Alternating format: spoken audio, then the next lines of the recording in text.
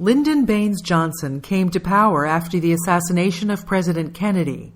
He was determined to continue the policies of Kennedy, using his superior experience in the Congress to pass legislation. As such, Johnson succeeded in getting the Congress to pass the Civil Rights Act of 1964 and 1965. Together, they eliminated all forms of official discrimination in the U.S. and made it illegal to discriminate in the private sector. Johnson also passed a series of legislative acts that was known as the Great Society Program, its goal to eliminate poverty in the U.S. These are the successes that Johnson would have liked to have been remembered for. However, beyond the Great Society, Johnson is remembered for the Vietnam War.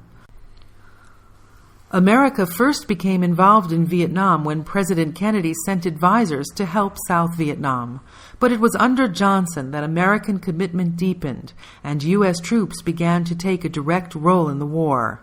In its height, the U.S. had over 500,000 troops in Vietnam, and by the end of the war, 58,151 soldiers had lost their lives.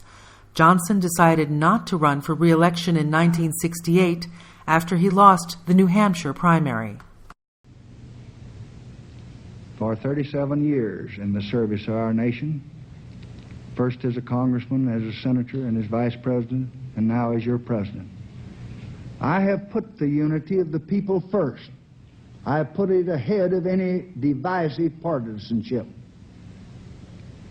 And in these times, as in times before, it is true that a house divided against itself by the spirit of faction, of party, of region, of religion, of race, is a house that cannot stand.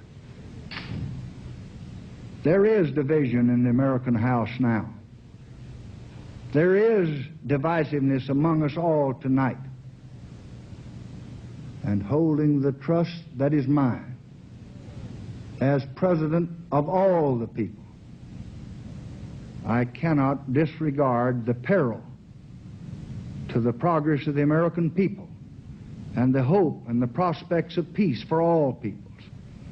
So I would ask all Americans, whatever their personal interests are concerned, to guard against divisiveness and all of its ugly